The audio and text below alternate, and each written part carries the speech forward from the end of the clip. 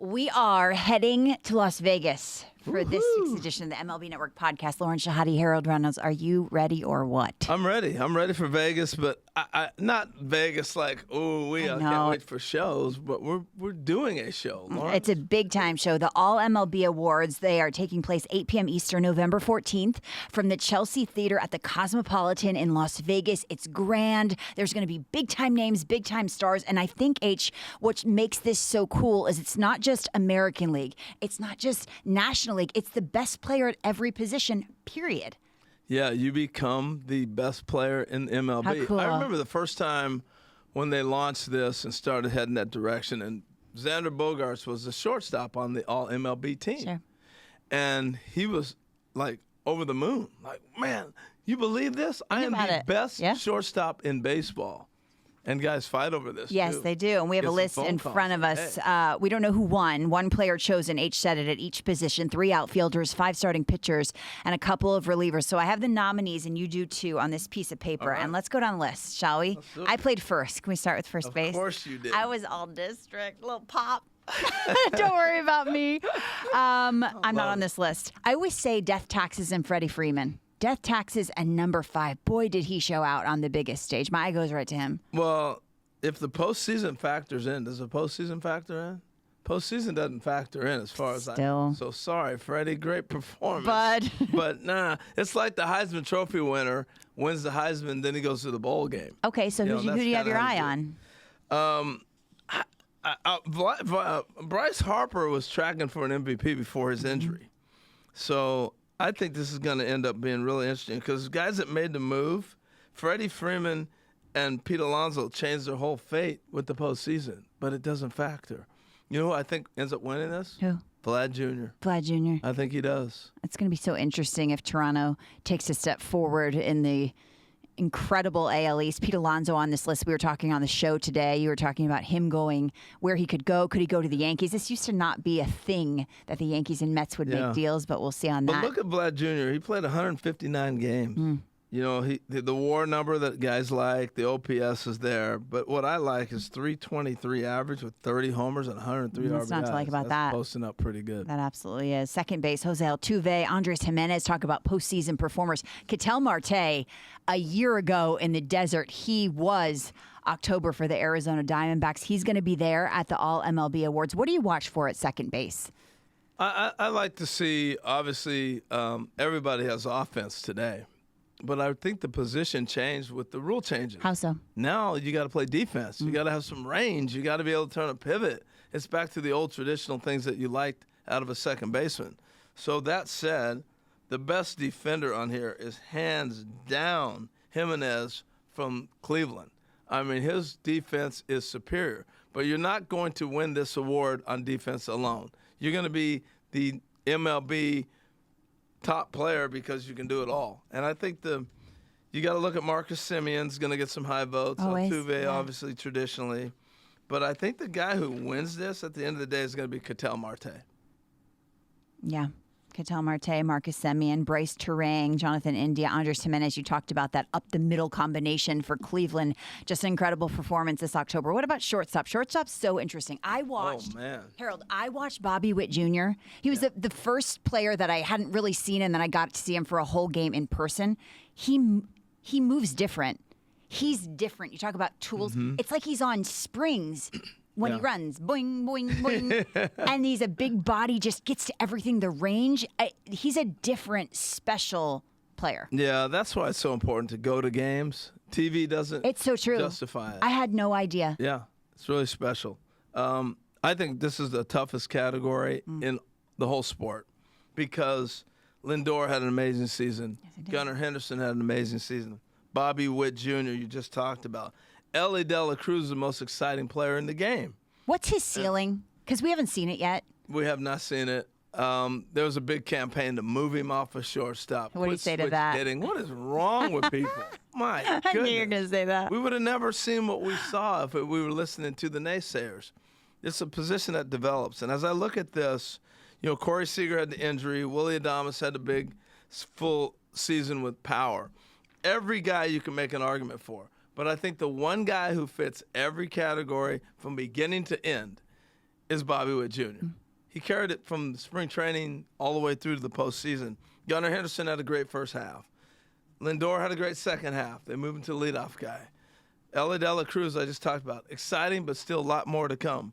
Corey Seager had an injury. And Willie Adames, he faltered towards the end of the year a little bit as he got pitched to. The only guy consistent throughout the whole season was Bobby Witt Jr. There is this feeling or sentiment, I guess, that you're either a natural-born shortstop or you're not, that that position moves different. What's your opinion on that? Do you agree with that? I think so. Yeah, most of your great athletes are shortstop. Why is that? It's the toughest position to play. It covers every skill set. You have to have a strong arm to make the throw from the hole. You have to have a range to be able to cover the whole side of the infield. You have to be intelligent because you're the captain of the infield. And you have to hit.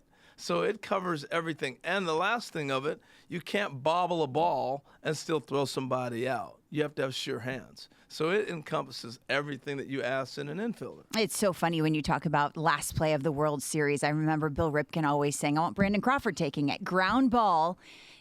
Ninth inning, Game 7 of the World Series. Who do you want at shortstop taking that ball? Just the sure hands is what you talk about. Zach Neto, by the way, on that list. He came into Central. He is a dude, Harold. He's just an awesome baseball player. Third base, let's see. Alec Boehm, Alex Bregman, Matt Chapman, Jazz Chisholm. But Jazz Chisholm had never played third base at the professional level. To do it, does that impress you at all? I mean, I know he's an infielder. I got it. And he moves, the way a third baseman could move. But to do that for the Yankees in a World Series, it's a big time difference. It just shows his athleticism. He had a lot to learn. He's on this list, huh? That's amazing. Why? Why do you think that's amazing? Well, Manny Machado, that triple play. Manny Machado. That triple play, Harold. Incredible. It looked simple. He made it look simple in the postseason. Just to have the wits about him to step on third. I know that seems. I was in a few different triple plays, and you don't even realize it's three. You kind of go, that was three?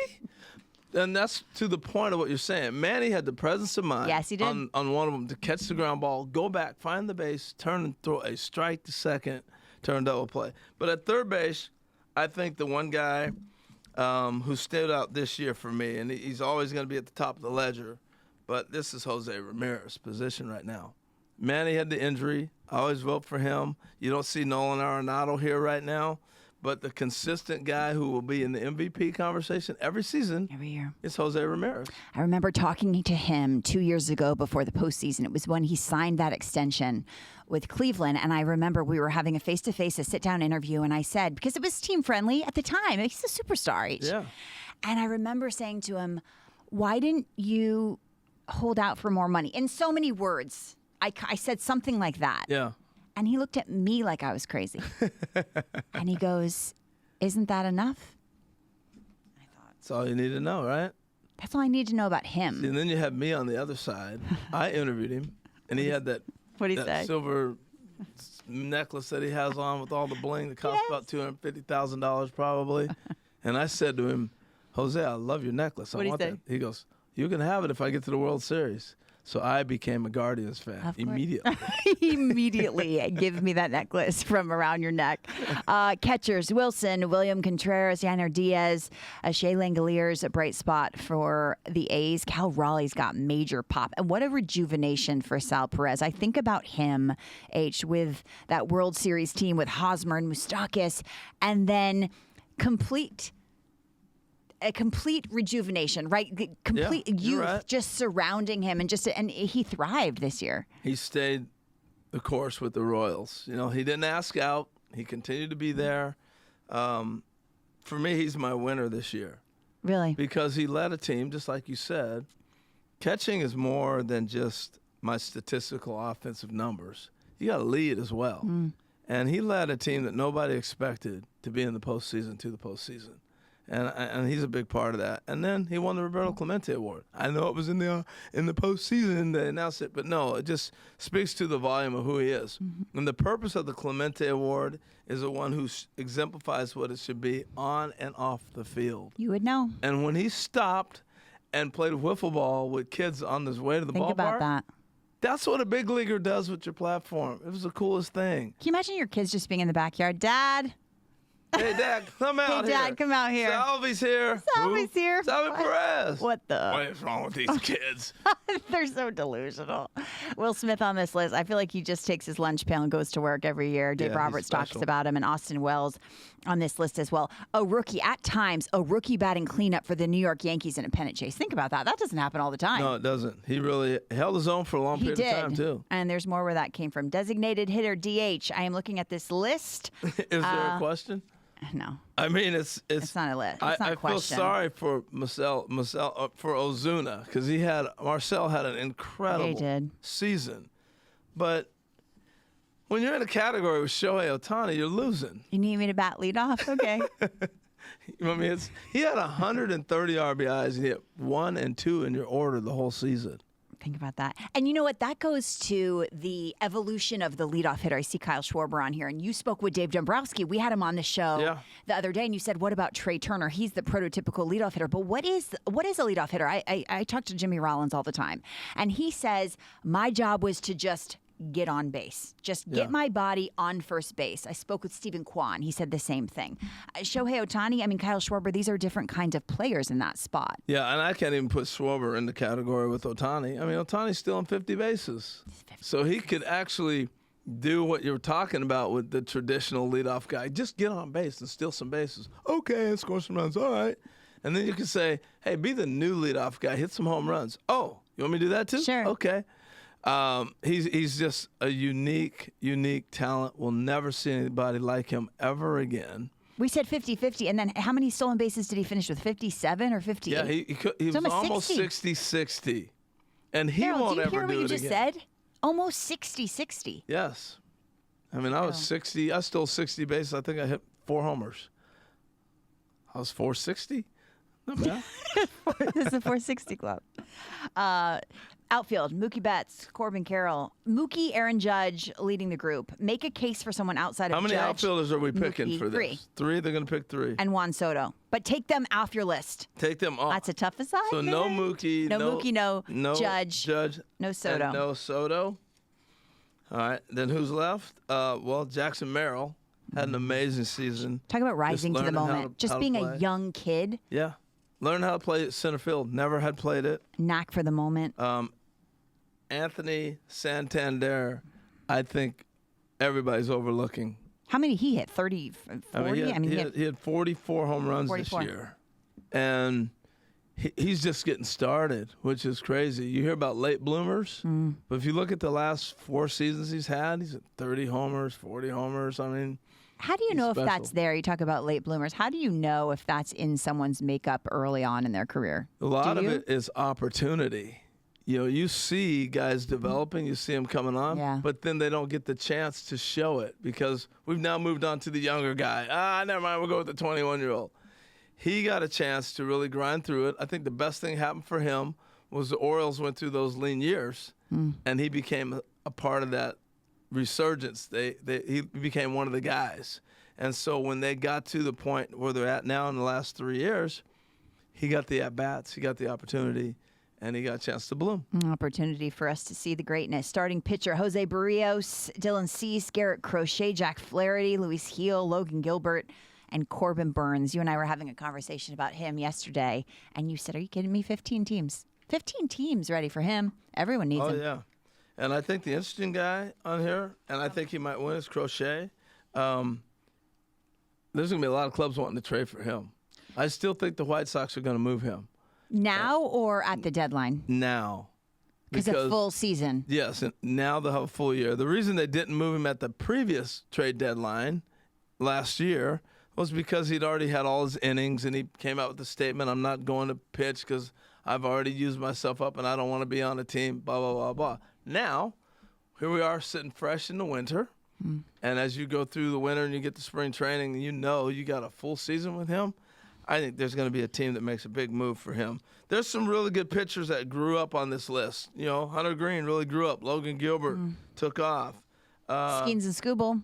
And then, yeah, no doubt. Cole Reagan's really. But then you got the old guy in Seth Lugo, who arrives on this list, and rightfully so. But credit to the Royals. You just mentioned Reagans and Lugo. Credit to them, and they did it again this year, this offseason with Michael Wacha. They just signed him to a 3-year extension. No doubt. Getting a need, filling it right away, giving them a chance to win. That's the reason. Their pitching staff is the reason they played in October for the first time in 9 years. But I still go to my 3 guys that I think are the best right now. All right, this is my opinion. Okay. Zach Wheeler. Always. Give him the ball. Get out of the way. Get out of the way. I agree with that. Tarek Skubal, he's going to win a Cy Young. He's probably the best guy. And then, I'm sorry, but Paul Skeens is a freak. Watching him this year, what he did, I know he's a rookie and he's 21 or 22 years old or whatever he is now. He's a generational talent. Wow. And when he walked on the field at the All-Star game, it was the first time I set eyes on him in person, I thought I was looking at an NFL quarterback. I really did. I mean, he is so big, 6'6", big calves. His body's going to hold up. His work ethic is there, and the stuff is there. And he's got this moxie about him that he wants to be great. Yep. And you got to have that. So I think he's going to be a guy that leads the next generation of great pitchers, because we're coming to the end of Scherzer, Verlander, DeGrom. You know, those guys, we're headed towards the end of it. I mean, let's just face it for what it is. Scherzer, Kershaw, they're all coming towards the end. And in the next few years, I'm not running them out of here yet. They'll make their decisions, but they're on the way out. So who's the next wave? Paul Skeens leads the next wave of Skubal, of Crochet, all these guys that are coming now. I think Paul Skeens is the leader in the clubhouse. I met him in spring training, and I remember him walking up. Just the way he addressed the media at such a young age, the big body, the confidence, but the quiet confidence. I just thought to myself, there's no way this guy doesn't succeed. 1 game to win. Who are you handing the ball to right now, tonight? Ooh, that's a good one. Tonight? Yes. I know I went on and on about Paul Skeens. Who am I giving the ball to? Zach Wheeler. Who am I giving the ball to? Yeah, I'm giving it to Wheeler. Okay. I'm giving it to Wheeler. What about last 3 outs of World Series as we go on to relief pitchers? Emmanuel Clase, Josh Hader, Ryan Helsley, Kenley. I'm giving it to Clase. That to me, he's the guy. We got him at the end of the year this year. Tired. They rode him. He had more appearances than anybody. But if it's 3 outs in a World Series, when he had his back to the wall and he had a bad performance against the Yankees and he came back out again the next day, he's throwing 102.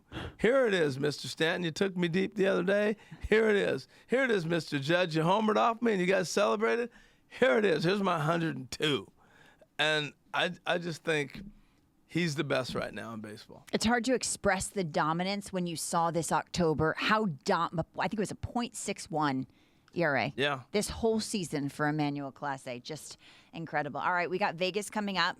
Couple of days. You're going to get there 1 day early. What is imperative for us to do while we're there? Are we going to catch a show? Are we going to have an amazing dinner? I would love to catch a show. We're definitely going to have dinner. That's going to happen anyway. But I got to see what shows are in town. But I got to make sure my tux is on point. I'm wearing a tux this year. You know Greg Amsinger's going to bring it. Oh, he's going to try. But I'm bringing it. Last year, I went with a little purple or something like that and caught all you guys by surprise. Like, oh, my goodness. You're coming with it this year? This year, traditionally, it's going to be nice. I'm going with a black and white tux, but it's going to be hitting. What are you wearing? I don't know. I haven't found a dress yet. Oh, my God. We got to go to the mall. We got to end this podcast. That's what you're doing in Vegas. Now, the All-MLB Awards set to take place 8 p.m. Eastern, November 14th on MLB Network. You have to join us, the Chelsea Theater at the Cosmopolitan in Las Vegas. We cannot wait to celebrate the best of the best. H, you ready? Let's go. Let's do it. See you there.